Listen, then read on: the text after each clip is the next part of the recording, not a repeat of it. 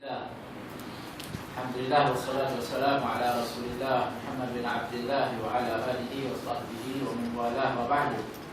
Nawaitu ta'allum wa ta'lim wa tadhkir wa naf'a wa intifa' wa ifada wa istifadah wal hatha ala tamassuki bi kitabillah wa sunnati rasulih sallallahu alaihi wasallam wa du'a ila al-huda wa jirata ala al-khair ibtigha' wa billah muradi wa qurbi wa tawani subhanahu wa ta'ala. Amin Allahumma amin.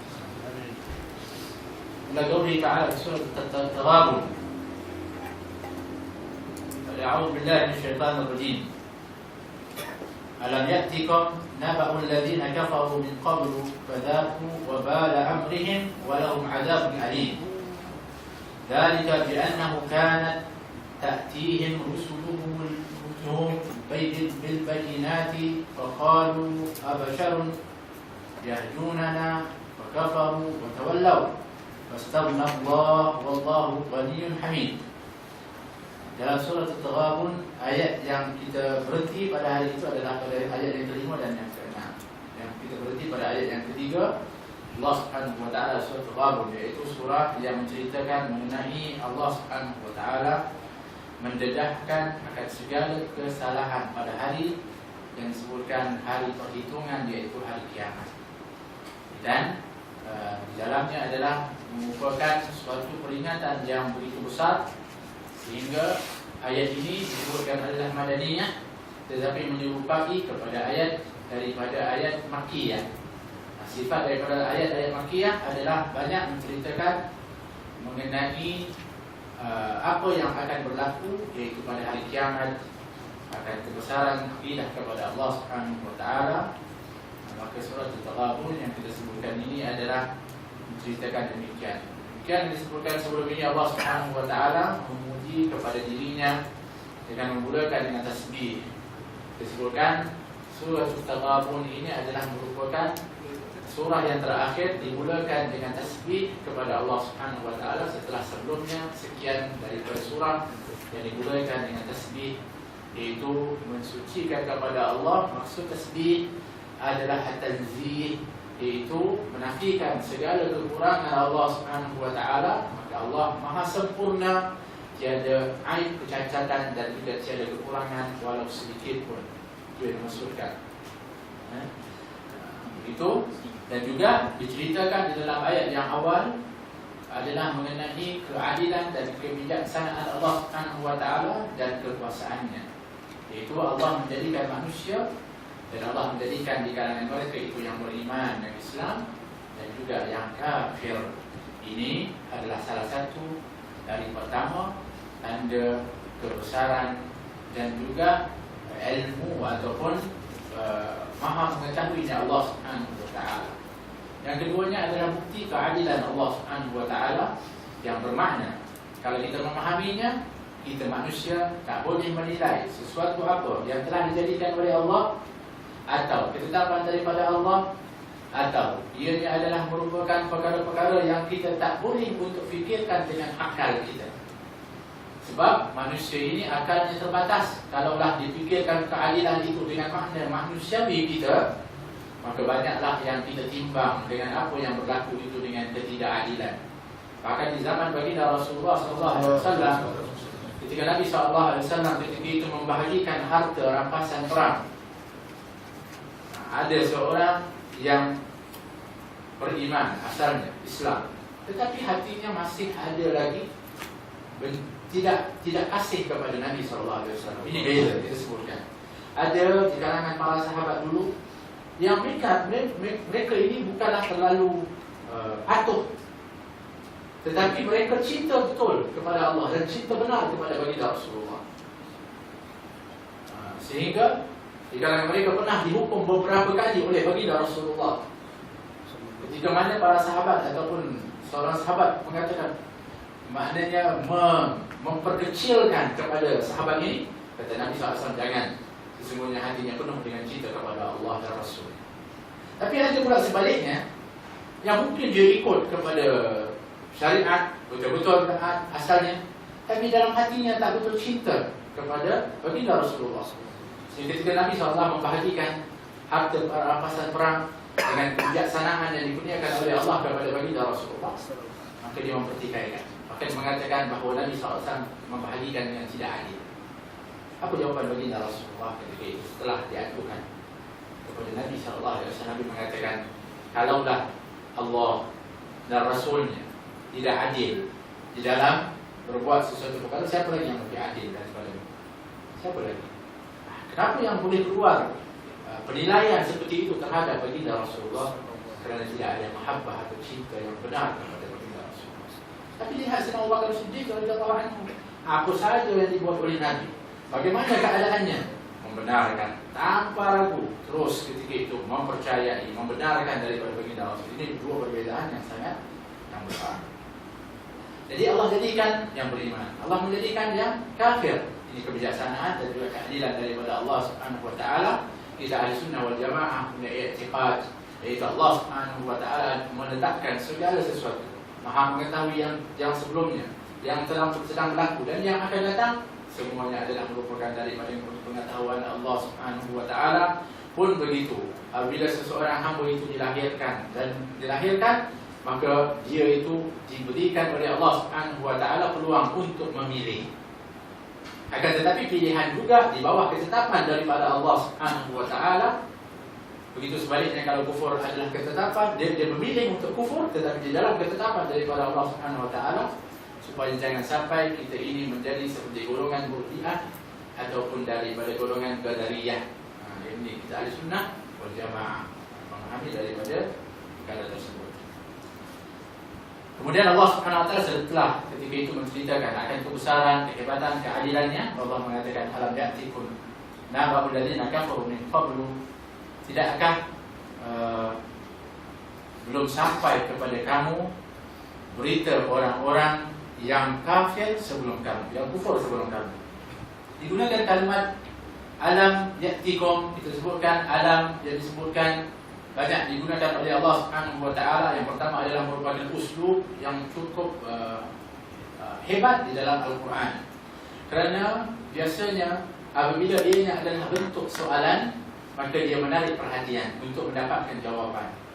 Kita kalau nak supaya orang perhatian kepada kita, tahu tak apa dia atau tak ada cerita yang menarik. Cerita apa dia? Sebab apa? Sebab dilontarkan satu soalan, dan kemudian setelah itu orang lain akan menantikan kepada jawapan satu. Begitu juga kadang-kadang soalan yang diajukan sudah tak perlu kepada jawapan, sudah diketahui jawapannya. Begitu juga dalam Al-Quran seperti itu. Begitu keadaannya ketika Allah mengatakan alam ya'tikum naba'ul ladzina kafaru min qablu.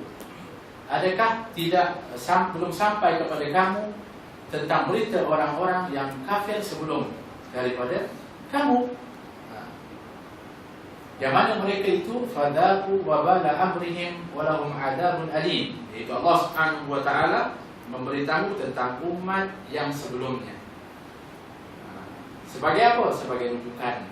Sebagai apa? Sebagai ibrah pengajaran yang mesti kita ambil, yang pernah berlaku kepada umat sebelumnya, supaya kita umat, yaitu umat Muhammadiyah ini, mengambil pengajaran apa yang berlaku daripada umat-umat yang sebelumnya. Yang ketika itu mereka, para umat-umat yang sebelumnya, mereka ditimpakan dengan azab oleh Allah Subhanahu wa taala. Dengan sebab apa? Sebab dikatakan fadaku wa bala amrihim, yaitu mereka itu telah dirasakan atau telah merasai kesan buruk daripada kekufuran mereka, daripada perbuatan mereka, yang mana mereka itu telah pun merasai daripada kesan-kesan buruk yang diturunkan oleh Allah, itu daripada azab Allah Subhanahu wa taala. Dan apabila disebutkan fadaku, mereka telah merasakan ketika di dunia lagi. Ditimpakan azab di mana? Di dunia lagi. Kita umat Nabi Muhammad beruntung kerana kita ini ditangguhkan, ditutup aibnya, dibuka peluang taubat seluas-luasnya oleh Allah Subhanahu wa taala. Tak seperti umat dahulu, mereka apabila melakukan kesalahan, terus ketika itu cash dibayar oleh Allah Subhanahu wa taala. Tapi bukan bermakna dengan sebab itu kita selesa dan kita pun menangguh dalam amal dan berbuat kesalahan dan kejahatan. Tidak. Sebab itu diberikan contoh-contoh kepada sebelumnya. Untuk pertama, kenapa dicontohkan kepada umat-umat sebelumnya? Yang pertama, untuk kita mengambil pengajaran. Kerana diceritakan bagaimanakah dahsyatnya azab yang diturunkan oleh Allah Subhanahu wa taala. Yang kedua adalah untuk kita mensyukuri bahawa kita umat Nabi Muhammad SAW, umat yang disebut dengan umat yang bertuah dan umat yang paling utama. Apabila kita mengetahui apa yang berlaku kepada umat sebelum dan sebagainya, barulah kita tahu menghargai bahawa kita ini adalah seorang yang beruntung kerana dikurniakan menjadi umat Nabi Muhammad SAW yang sangat juga diinginkan untuk jadi umat Nabi Muhammad para anbiya. Nabi Musa AS sendiri pun pernah memohon kepada Allah untuk dijadikan umat Nabi Muhammad SAW. Tak kala dia melihat banyaknya kelebihan dari satu umat, ini umat siapa ini? Umat Ahmad, kata Allah Subhanahu wa taala. Kemudian ini Masya Allah, ini umat Ahmad. Sehingga dia kata, kalau begitu ya Allah, golongkan aku dalam umat Nabi Muhammad SAW. Tapi tak boleh. Tapi kita dipilih oleh Allah Subhanahu wa taala. Mungkin ketika alam arwah dulu imam yang mengimamkan kita di alam arwah adalah kita Rasulullah SAW. Kita menjadi umat Nabi Muhammad SAW. Kita tak tahu menghargainya. Kenapa? Kerana kita ini duduk sudah lahirnya duduknya dalam umat Nabi Muhammad. Tapi kalau umat-umat yang sebelumnya, mereka mengetahui betapa adab, betapa susah, berapa payahnya dan berapa teringinnya mereka untuk menjadi umat Nabi Muhammad SAW. Kita ini ibarat daripada permata yang duduk dalam cermin. Orang tengok kita indah, tapi kita tak tahu keindahan yang ada pada diri kita. Kalau bila kita ini adalah seorang Islam dan menjadi umat Nabi Muhammad SAW. Oleh kerana itu kita kena menghargai dan mengetahui tentang kadar dan kelebihan kita sebagai umat Nabi Muhammad SAW. Kemudian Allah mengatakan, walahum azabun alim. Setelah diadab di dunia tak cukup, nanti di akhirat mereka akan diadab dengan adab yang sangat pedih. Allah, di dunia diadab, di akhirat diadab. Al-ibrah bi umumil lafaz, la bi khususis sabab. Pengajaran itu bukan kerana khusus untuk umat yang sebelumnya saja, tetapi adalah kalau sebab itu berlaku, kita juga umat Nabi Muhammad tak ketinggalan akan ditimpakan daripada azabun alim. Kalau kita bersifat seperti mana yang disifatkan kepada umat-umat yang diadab oleh Allah Subhanahu wa taala sebelumnya. Apakah sifat mereka? Demikian Allah mengatakan, dzalika bi anna kanat ta'tihim rusuluhum, yaitu rusuluhum bil bayyinat, yaitu ketika mana mereka itu didatangkan kepada mereka rasul-rasul bil bayyinat, dengan keterangan-keterangan, dengan bukti-bukti. Ya. Datang dengan bukti, datang dengan dalil yang jelas. Para rasul ketika itu membawa. Bayangkan Bani Israel yang diutuskan banyak sekian nabi dan rasul. Bukan cukup dengan itu, bahkan mukjizat dilihat di depan mata mereka. Bani Israel di zamannya Nabi Musa AS cukup kita panggil tamak, cukup dilayan dengan istimewa oleh nabi mereka dan oleh Allah Subhanahu wa taala. Bahkan mereka minta hidangan dari langit diturunkan oleh Allah Subhanahu wa taala. Masya Allah. Pun begitu, setelah itu kufur. Bermakna salah satu sebab seseorang itu akan ditimpa musibah, bala ataupun akan diadab nanti akhirat ialah apa mereka itu didatangkan kepada mereka rasul dengan keterangan yang jelas. Apa yang mereka kata? Faqalu abasyarun yahdunana. Adakah manusia biasa ini akan memberikan petunjuk, yang akan memberikan kami kebenaran, yang akan membawakan hidayah? Apa yang bezanya mereka itu adalah memandang pandangan mereka itu kepada para rasul dengan pandangan yang biasa.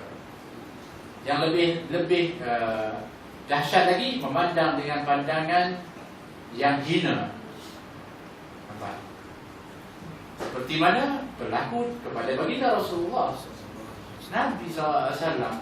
Siapa yang memandangnya pasti akan mengetahui dengan wajahnya dia itu adalah bukan wajah kata, bukan wajah yang pernah menipu dan berbohong. Nabi dari kecil pun tak berhala daripada pembohongan dan sebagainya. Sehingga dia Al-Amin yang sangat aman. Tetapi apabila dipandang kepada Nabi itu dengan pandangan yang biasa, seperti mana Abu Jahal memandang kepada Nabi, yaitu beliau mengatakan bahawa dalam Quran disebutkan memandang Nabi itu seperti manusia biasa yang juga makan dan minum dan juga pergi ke pasar. Tapi berbeza dengan pandangan para sahabat kepada baginda Rasulullah SAW, bermakna yang dinilai oleh Allah adalah pandangan kita, bukan hanya kepada yang dipandang. Dan di sini juga pengajaran di antaranya, kalau itu Nabi SAW jelas. Tapi kalau orang yang lain, bermakna di sana ada yang disebutkan sebagai husnullah, melihat kepada orang dengan pandangan yang baik, maka dibalas pada Allah dengan yang baik. Disebut sebagai apa? Husnullah. Allah tak melihat kepada siapa yang dipandang, tetapi yang memandang itu dinilai oleh Allah Subhanahu Wa Taala, sehingga diberikan oleh Allah Subhanahu Wa Taala kedudukan, keistimewaan kepada orang yang memandang itu dengan sebab pandangannya. Dan umat yang terdahulu yang ingkar kepada nabinya, di antaranya pertama kerana pandangan kepada nabi mereka dengan pandangan yang menghinakan dan juga menganggap nabi mereka adalah biasa. Mereka mengatakan abasyarun yahdunana fakafaru wa tawallaw, sehingga mereka pun menjadi kufur dan berpaling daripada nabi tersebut. Hari ini yang kita hidupkan di dalam membesarkan dan memuliakan kepada Nabi kerana kebimbangan kita, hari ini umat Nabi Muhammad sudah kehilangan mahabbah cinta dan kenal kepada Nabi mereka. Sehingga berlakulah hari ini yang kita dengar orang-orang yang menghina kepada Nabi, menghina kepada sunnah baginda Rasulullah, yang mempertikaikan, yang mengatakan bahawa Nabi buat begini bukan kerana apa, dia adalah adat dan sebagainya. Kenapa ni? Kerana mereka sudah memandang Nabi itu dengan pandangan bashar, manusiawi. Yang kita sebut Nabi itu bashar, lakan bashar, Nabi itu adalah manusia betul, tetapi bukan seperti manusia yang biasa. Betul Nabi manusia, Allah utuskan para Nabi itu daripada golongan manusia, Rasul. Supaya apa? Supaya kita ini boleh menjadikan mereka sebagai contoh tauladan dalam kehidupan kita. Kalau diutuskan dari bangsa yang lain, kita tak mampu nak ikut. Bermakna kemampuan kita untuk menuruti dari apa yang dibawakan oleh Rasulullah SAW itu adalah mampu. Demikian diterangkan oleh Allah, laqad kana lakum fi Rasulillahi uswatun hasanah liman kana yarjullaha wal yawmal akhir wa dzakarallaha katsiran. Telah ada pada diri kamu, pada kamu, pada sisi baginda Rasulullah sebagai contoh tauladan yang terbaik. Kenapa Allah kata begitu? Sebab bolehnya dan mampunya kita untuk menjadikan Nabi itu sebagai contoh. Bahkan Nabi kita Muhammad SAW betul, Nabi dalam ibadahnya luar biasa, dalam akhlaknya terpuji, tak ada yang dapat menandingi. Tetapi Nabi apabila memerintahkan, mengajarkan, menyuruh, ataupun dia nak bagi contoh untuk disuruh dibuat, adalah yang ringan-ringan oleh baginda Rasulullah SAW. Ini kerana Nabi itu juga sifatnya Raufur Rahim, ya? Sehingga Nabi tak sedikit daripada riwayat menceritakan Nabi menghalang para sahabat itu untuk membebankan diri mereka dengan taklif yang begitu berat. Sebab kata Nabi, aku ini laisa kahayatkum, aku ini bukan seperti kamu. Kalau kamu puasa tak berbuka, aku boleh sebab aku makan, diberi makan oleh Allah. Kalau kamu tak tidur, aku tak apa boleh sebab aku diberi makan tidur oleh Allah Subhanahu wa taala, diberikan rehat oleh Allah Subhanahu wa taala. Tapi kamu tak mampu. Timbang kalau kamu buat seperti itu, nantinya akhirnya bukan bahkan kamu itu akan lebih baik, tetapi nantinya kamu akan menjadi bosan, ataupun kamu akan kepenatan dan akhirnya tinggalkan sama sekali. Asalnya nak buat banyak, tapi akhirnya meninggalkan semua sekali sebab keterlaluan di dalam berbuat sesuatu amalan. Jadi umat dahulu ni, dia memandang Nabi mereka itu biasa. Akhirnya mereka kufur, tak beriman, dan mereka berpaling daripada Nabi mereka. Bermakna hari ini kalau ada yang berpaling daripada Nabi Muhammad SAW.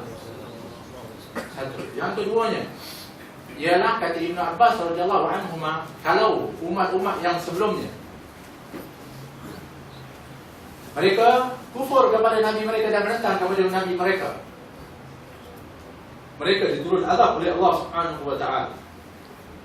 Sepatutnya umat ini kalau berpaling daripada Nabi adalah lebih dahsyat, sepatutnya dibalas oleh Allah Subhanahu wa ta'ala, sebab Nabi kita adalah Nabi yang terbaik dan Sayyidul Mursalin berhulu kepada para Nabi.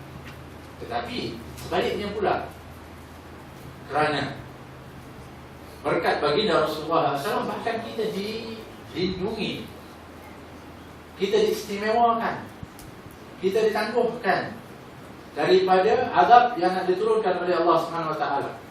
Bahkan dibukakan dan diberikan peluang untuk kita bertaubat dan juga untuk kita nak mendapatkan maghfirah daripada Allah Subhanahu wa ta'ala. Wastaghna wallahu ghaniyyun hamid. Dan demikian mereka itu apabila berpaling daripada para nabi, Allah mengatakan Allah tak perlu kepada iman mereka, ketaatan mereka, tidak. Sebab itu disebutkan dalam hadis, kata Allah, kata baginda Rasulullah ketika dalam hadis kursi, Allah mengatakan, kalaulah sekiranya berkumpul awalukum wa akhirukum, jinnakum wa insakum, baik daripada jin dan manusia, semua sekali, semuanya bertakwa kepada Allah Subhanahu wa ta'ala, kali bertakwa kepada Allah, tidak akan menambahkan daripada kehebatan dan juga kebesaran Allah Subhanahu wa ta'ala, sebab Allah yang maha besar dah. Sebaliknya, kalau semua sekali adalah orang-orang yang bermaksiat kepada Allah, ingkar kepada Allah, tidak akan menurunkan kedudukan ataupun ketinggian Allah Subhanahu wa ta'ala, tidak sama sekali. Allah tidak berhajat kepada amal kita, Allah tak berhajat kepada kita punya apa saja daripada kita, dia hajat kepada kita. Yang sebenarnya kitalah yang berhajat kepada Allah Subhanahu wa ta'ala. Maka Allah mengatakan wallahu ghaniyyun hamid.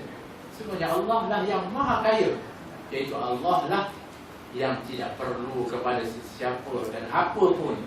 Kitalah yang memerlukan kepada Allah Subhanahu wa ta'ala, lagi maha terpuji. Tidak disebutkan ghani, itu adalah pengertian kalau dibahasakan pada hari ini adalah kaya. Maksud kaya yang disebutkan ghani itu adalah yang orang yang tak perlu kepada yang lain. Itu namanya kaya. Suatu Nabi SAW mengatakan laisal ghani ghinan nas, kata Nabi. Kata Nabi laisal ghaniyun atau laisal ghina ghinal mal. Bukan kaya itu kaya harta, tetapi kaya yang sebenar adalah kaya jiwa. Kaya yang disebutkan tak meminta-minta. Ini orang kaya, dia tak perlu kepada yang lain selain daripada Allah. Sebab itu manusia ini, dia tak boleh sombong. Sebab apa? Sebab dia tak nak pun dia masih perlu kepada yang lain. Kalaupun tak perlu kepada makhluk, dia masih perlu kepada Allah Subhanahu wa ta'ala. Jadi tak ada sebab seseorang itu untuk sombong, untuk takabur. Sebab apa? Sebab kita ini semuanya fuqara, fakir ila Allah Subhanahu wa ta'ala, mengharap kepada Allah Subhanahu wa ta'ala.